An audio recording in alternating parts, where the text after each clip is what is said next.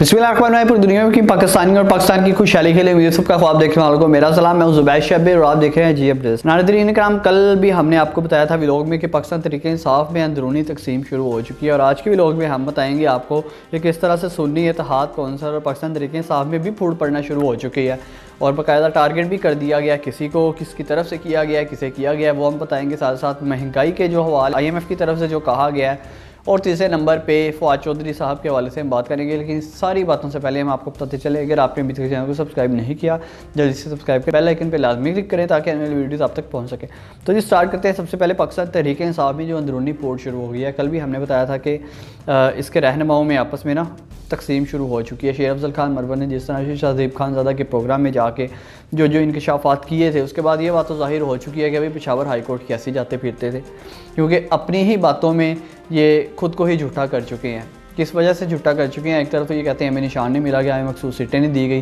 दूसरी तरफ शेर अफजल खान मरवन जाके एक प्रोग्राम में बैठ के लाइव बता रहे होते हैं, डिस्कशन कर रहे होते हैं कि हमने ये गलती की, हमने ये गलती की, हमने वादतुल मुस्लिमीन के साथ मिले थे, सुन्नी इत्तेहाद के साथ मिलकर हमने गलती की।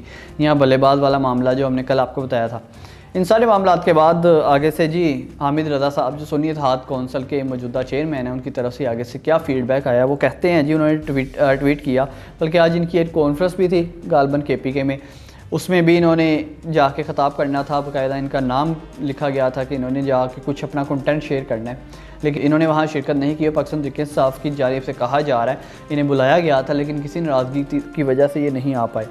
हामिद रज़ा साहब कहते हैं जी PTI के दोस्त अपने मामला घर में ही रखें तो बेहतर है। इत्तेहाद का फ़ैसला इमरान खान से खुद किया था, ना कि सुन्नी इत्तेहाद कौंसिल ने, मतलब हमें आपने पेशकश की थी, हमने कोई पेशकश नहीं की थी। वो कहते हैं जी इंतखाबी निशान से लेकर मखसूस नशिस्तों तक बताने को बहुत कुछ है, अगर बयान करने पे आऊँ तो लोग शक्ल दिखाने के लायक ना रहें। मेरी कमिटमेंट इमरान खान के साथ थी और वो हमेशा रहेगी। मतलब हामिद रज़ा साहब कहते हैं कि मेरा इमरान खान के साथ डायरेक्ट रब्ता था, मेरी डायरेक्ट कमिटमेंट थी, उनके साथ मेरी जो कमिटमेंट थी अभी तक बरकरार है और आइंदा भी बरकरार रहेगी। महज तशहीर के लिए बानी PTI के लिए कुछ बुरा नहीं कर सकता, मतलब महज अपनी पॉपुलैरिटी के लिए, और जिसमें वो टारगेट कर रहे हैं। वैसे उन्होंने डायरेक्टली तो नहीं नाम किसी का लिया, लेकिन सबको ही मालूम है कि शेर अफजल खान मरवत को वो टारगेट करें जिन्होंने सुन्नी इत्तेहाद कौंसिल के साथ मिलने को गलती करार दिया था। वो कह रहे हैं जी महज तशहीर के लिए मैं पाकिस्तान तहरीक इंसाफ को ख़राब नहीं कर सकता, इमरान खान के नाम को ख़राब नहीं कर सकता, उनके खिलाफ नहीं बोल सकता, मतलब अपनी मशहूरी के लिए, पॉपुलैरिटी के लिए महज। और मज़ीद वो कहती हैं इसलिए खामोश हूँ, हदायत लेकर फूट ना डलवाएं। जो ये आखिरी बात उन्होंने की है, हदायत लेकर फूट ना डलवाएं, इसमें बहुत क्या उसे कहते हैं गहराई है, मुख्तसर और जामिया बात उन्होंने कर दी है। अब ये हदायत जिनका उन्होंने जिक्र किया है, तहरीक इंसाफ के अंदरूनी जो रहनुमा हैं, जो अंदरूनी इनके मामला ख़राब हुए हैं, उसमें से किसी से हदायत का इन्होंने जिक्र किया है या किसी बैरूनी हदायत का जिक्र किया है कि हदायत लेके फूट ना फैलाएँ।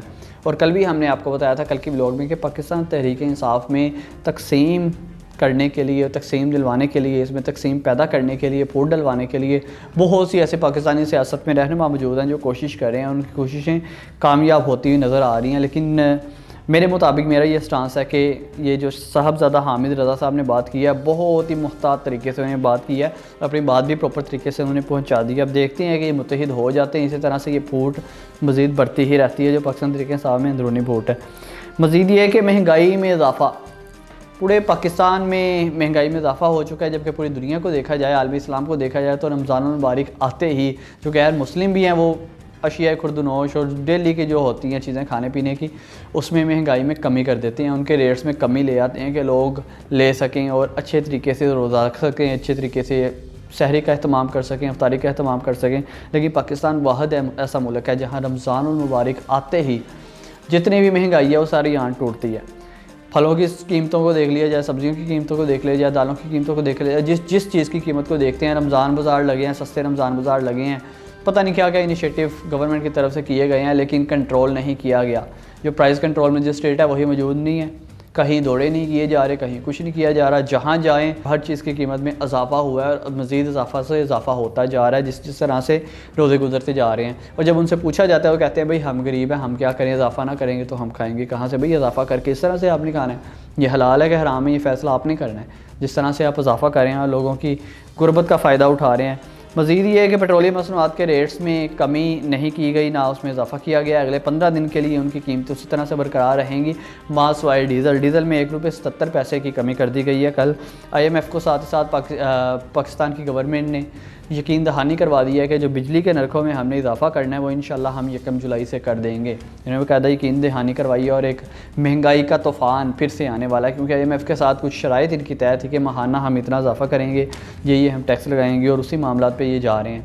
मज़ीद सुनने में ये भी आ रहा है कि गैस को कीमतों में भी इजाफा कर दिया जाएगा, और जिस चीज़ पर इनका काबू चलेगा उस पर ये इजाफा करेंगे। फवाद चौधरी साहब की जी आज समाअत थी डिस्ट्रिक्ट कोर्ट इस्लामाबाद में, जिसमें वो कहते क्या है, पहले नंबर पर तो समाअत को 30 तारीख तक मुलतवी कर दिया गया है, और साथ ही साथ जो इन पे जुडिशल रिमांड की तोसी कर दी गई है, जो इनका ऑलरेडी जुडिशल रिमांड चल रहा था उसमें तोसी कर दी गई है, और मज़ीद 30 तारीख तक इन्हें जुडिशल रिमांड पे भेज दिया गया। और साथ ही साथ अदालत में कहा गया जज साहबान की तरफ से कि फ़र्द जुर्म आयद कर दी जाएगी आइंदा समाअत पर।